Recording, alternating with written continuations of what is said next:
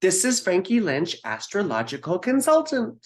FrankieLynch.com. I do wonderful readings. Please visit me there at my website and check me out on social media. Please like and subscribe here on YouTube. You have to click the bell to get notified at Frankie Lynch 777. And of course, follow me on TikTok, Facebook, Instagram, and Twitter. So all my information is down below. And please consider donating to my Patreon if you don't already. And if you like my content, because I got to keep this going somehow, Anyway, I wanted to talk today about relationship astrology. It's one of my specialties, mostly because I've gone through lots of terrible relationships. But that's how you learn, isn't it? I learned the most about the signs by dating them. So you see lots of my little fun jokes about each sign. A lot of them are anecdotal. So relationship astrology. What is it? What do we do with it? Most people think of synastry when they think of relationship astrology, but there's more to it than that. And we'll talk about synastry in just a little bit. But of course, think about relationships. It's one of the primary ways we learn about ourselves, right? It's like a psychological collision, right? We crash into each other. We push each other's buttons. Most of them we didn't even know we had. Then we go through this whirlwind process of emotions and volatility and intensity and commingling our lives. And we have this struggle of trying to balance our individuality with our identity in a relationship. Relationship astrology, though, isn't just about romantic relationships. You can do relationship readings for your family, your children, friends, co-workers, bosses. You can do relationship astrology with you in a country or a city. You can even do it for people you don't even know, like celebrities or whatever. I always caution clients, though, that you should do a relationship reading for someone you personally know, not for a hypothetical relationship with a celebrity or someone from your past or whatever. It's best to do it with someone you've already had personal contact with. That's when it's the most effective. In fact, most of my clients that are doing relationship readings these days are doing them with their kids. Actually, I've had several clients already whose children want to participate in readings. When I do a relationship reading, I have a basic formula that I go by. Number one, we look at each partner's natal chart to get a sense of who they are, what their tendencies are, perhaps what their temperament is, what kind of person are they. Then I do overlays, right? So we do what's called a bi-wheel. It's just like it sounds. Two charts, one on top of the other. And we'll look at an example of bi-wheels in just a second. But with a bi-wheel, we look at what planets of one partner fall into what house of the other partner. You can tell some of the tendencies with interaction between the two. Then we analyze the aspects between each partner's chart. For example, does one person's Saturn make a trine to another person, say, Moon? And we look at the qualities of that in a relationship. That's the synastry portion. So synastry comes from Greek. The word syn, meaning with, and aster, meaning star. So very literally, the word meant to star together, which is sort of interesting because the relationship itself is sort of like its own entity.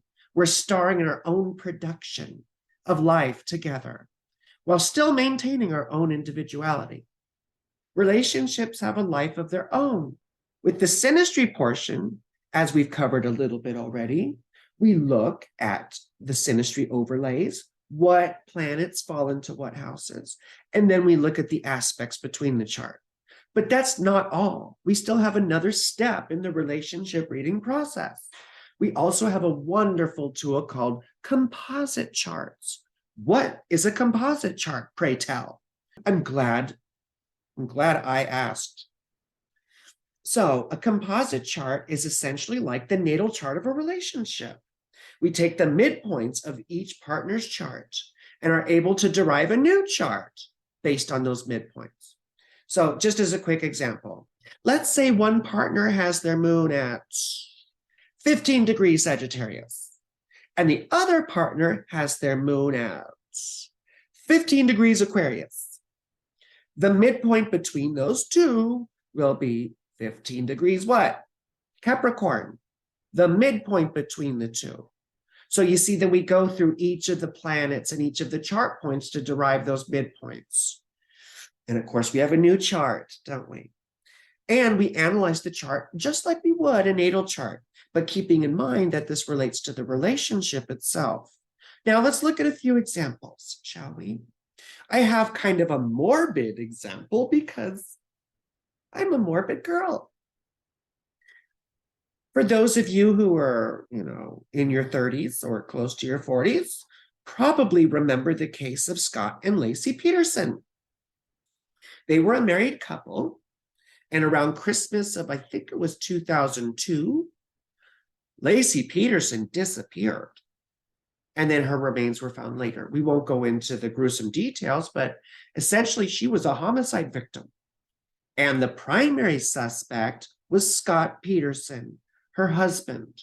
Scott Peterson was eventually convicted for Lacey Peterson's homicide and is still currently serving time, if I'm not mistaken. So yes, I know this is a gruesome example, but let's get into the thick of it and see what we can glean. This was a local story in the San Diego area where I'm from. So it was quite interesting to me. So let's look at these charts as an example of how I conduct a relationship reading. So here's Scott Peterson's chart. We're not going to spend a lot of time on this because we want this to be a relatively short video, and I talk way too much anyway. First of all, he's Sagittarius rising. His first house ruler here is Jupiter in Capricorn, where he falls because he's exalted in Cancer. Almost exactly opposite here, the part of fortune in the 8th house, which signifies trying to get success through death sometimes, or an inheritance, things like that. Also, the sun is in the 12th house, which can indicate mental health issues. It can indicate addiction. It can indicate deception and lies. And we saw quite a bit of that with his extramarital affairs. The other interesting thing is that Saturn is retrograde in his 7th house. So we can tell that there's a struggle with relationships in general. And then look, Saturn is also square a poorly dignified Venus. She's fallen and she can't get up because she's what? Exalted in Pisces. Another interesting thing to me here is a 5th house Chiron, which we'll talk a little bit about later, which can have to do with children, but also to do with romance and fun too in someone's personal life. So here's Lacey Peterson. She's an Aries rising. Now, poor thing, she's got a 12th house, first house ruler. So there's some 12th house stuff going on here. Now, the first house ruler being Mars in the 12th house and in Pisces can also signal her own struggles with addiction or mental health issues. But again, I think the deception thing is quite important here. She's being deceived. I looked up Lacey Peterson's brief bio online, and I couldn't find anything about mental illness or her upbringing or things like that. It was all very basic. It was all sort of cookie cutter stuff. But when I see a 4th house Saturn like this, and in detriment, my first thought is either abusive father or broken home. Now, we know that her parents got divorced when she was younger, but we don't know how grave of a situation it was or the effect that it had upon her. The other thing that's interesting to note about that is Saturn is square her ascendant, which again, that can confer a very difficult time with one's own confidence. It can make someone beat themselves up, have lots of negative internal self-talk. And look here, we have a retrograde Neptune in the 9th house trine her ascendant, very closely, if I might add. I'm sure she was so poetic and perhaps creative and perhaps dreamy and imaginative. But the difficulty there is also seeing people through rose-colored glasses, when you really need to pay attention to who they really are. Maya Angelou said, when people show you who they are the first time, believe them. Now, let's look here at the biwheel so I can give you an example of what that looks like. So here's the biwheel. This is a wonderful example. Now, when I run these, I will do two. The first with one partner on the bottom, and the second with the other partner on the bottom, because we want to see what houses each person planets fall into. Right off the bat, look at this. Lacey's Venus is in Scott's 7th house. Typically, that means that the house person will be quite attracted to the Venus person. So I'm sure he was attracted to Lacey. She was a very beautiful woman. The other thing here, too, is that he would probably see her as a fitting or ideal marriage partner. That's typically the case here. It doesn't always end up quite harmonious, but it is the attraction. And we can also see that her Venus is conjunct his Saturn, which can be kind of creepy. And look, her fallen Saturn is in Scott's 8th house. The 8th house, as we know, is death and other people's stuff, other people's possessions. The motive here was supposed to be financial. And then look at Lacey's Jupiter, conjunct her ascendant, conjunct Chiron.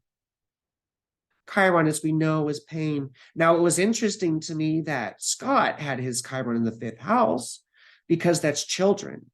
And Lacey was pregnant when she was murdered, which is absolutely abominable. Also, that Chiron conjunct her ascendant. We could already tell that this wouldn't end well. Now, here the synastry overlays the other way.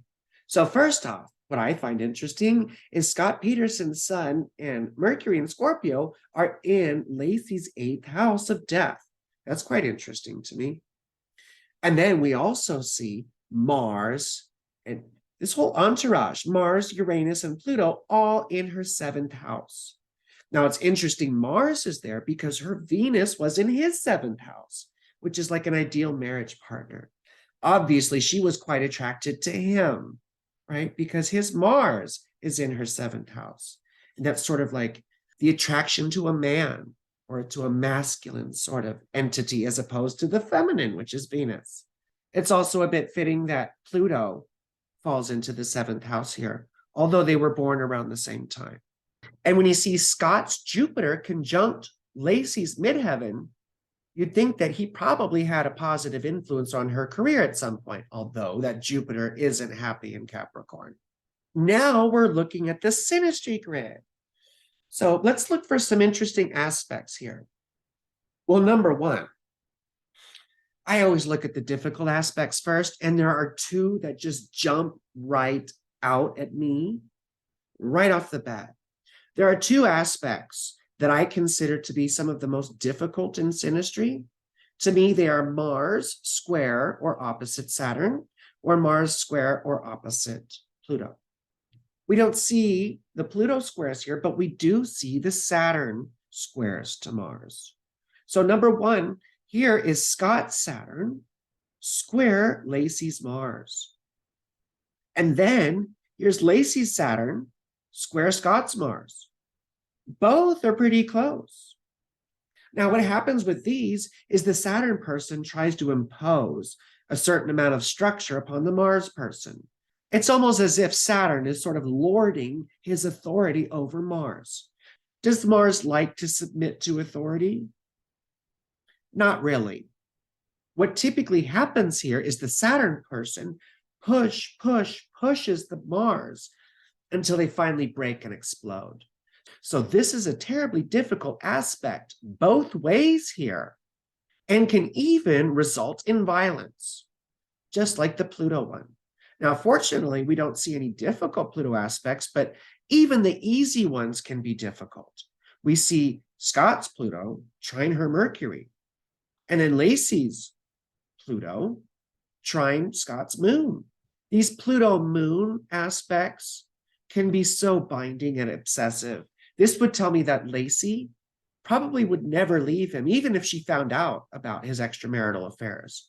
She'd be upset, but she'd be way too attached. The way I think about Pluto and the moon in synastry is we grow deep roots into each other. And it's very hard to untangle those roots. It can get quite painful. It's like removing a piece of your own body. Now, the Pluto Mercury thing could have been wonderful for a shared understanding. It could have also degenerated into manipulation because Pluto gets paranoid of losing the other person. So they will often manipulate things or try to arrange them so the other person won't leave. Now, just a couple other more difficult ones. We can see Scott's Neptune is square Lacey's moon. This can be a bit of deception. And it can be the moon person apologizing or over apologizing for the nonsense of the Neptune person. The moon person can be all like, hey, Neptune, I saw you with another woman. Neptune's like, it wasn't me. And the moon's like, oh, okay. Now, here's a couple interesting things too. Lacey's Uranus conjunct Scott's Sun, and Scott's Uranus trine Lacey's Venus. These Uranus aspects aren't always bad. They can speed things up. Often we get together really quickly. Clothes come off very quickly. Although this sort of aspect is more common in affairs, it can also show a certain amount of sexual exploration or kinkiness, which I don't think we know too much about that situation with them. The last thing I want to mention too is Lacey's Venus here is square Scott's Venus. That can be quite attractive and magnetic, but it can also lead to a complete disjunction or dissonance in taste, right? They have totally different aesthetics. They don't really like what each other likes. One more thing, I'm sorry. Mars here opposite Venus. This is Scott's Venus, and this is Lacey's Mars. This can be like a cat and mouse game. It can be sexual friction, which also can be attractive and magnetic in its own way. I sort of think of Mars opposite Venus as a cat and mouse game, except in this case, the mouse is chasing the pussy. Cat. Now we're looking at the composite chart. So again, we derive this by taking the midpoints between each of the planets and chart points to derive this new chart, which is like the birth chart of the relationship. So first, right off the bat, we notice it's an Aquarius rising ruled by Saturn. Where is Saturn? Not happy in Cancer, right? That's where he's in detriment. And he's also in one of the two most malefic houses, the sixth house, which is enemies, injuries, illnesses. So first of all, we can see there was some degree of enmity. Otherwise, Scott wouldn't have done to her what he did. And also he did it by bodily injury and harm. And then also look here, we have Saturn opposite Mars, which is one of the most difficult aspects in relationship astrology. Mars is happy here in Capricorn, of course, he's exalted, but Saturn is not. The Mars here opposite Saturn in the 12th house can indicate the lies and deception. But look over here, we have Venus conjunct the Sun in the 7th house, which is one of the best aspects you can have in a composite chart. It's love and understanding and mutual attraction. But we know that there's other stuff going on here. It's sort of the way we get together, isn't it? Now, Mercury also rules the 8th house of death, which is interesting, and then is placed in the 7th house of marriage, which we wouldn't always read as the most dire consequences like it is here, but still quite interesting. For example, I have my 8th house ruler in the 4th house, and my dad passed away when I was young. So sometimes we see stuff like that happen. The other thing that's quite interesting to me is Mars rules the 10th house of visibility and then is placed in the 12th house. So yeah, something was quite visible and noteworthy, but it was this underbelly homicide and really sort of disgusting situation with extramarital affairs and abuse and lies and deception and finally death. One last thing, the moon conjunct Chiron in Aries. Now, the moon rules the 6th house of injuries, enemies, and illnesses, and then is in Aries. To me, this does indicate bodily harm and injury because the moon is our bodies. And being in Aries, it's something quick and lacerating, right?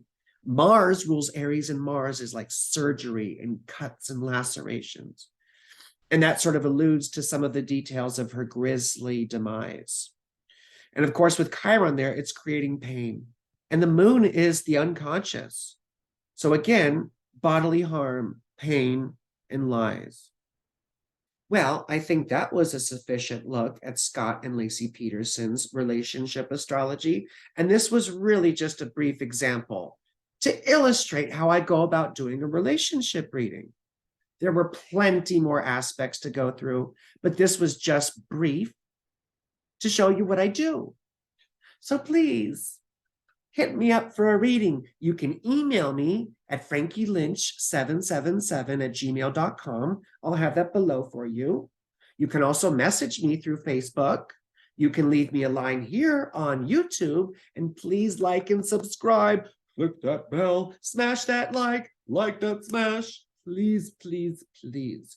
I'm just a little girl with the dream starting out, even though I'm getting old. So please support me. I also do adult content on fansly.com/Frankie_loves_fun. Check out all my social media links below and follow me wherever you can, even to hell, because that's where I'm going. I love you so much. You're beautiful. Thank you for all your support and for watching this to the end. And I hope you have a wonderful whatever you're having. I love you.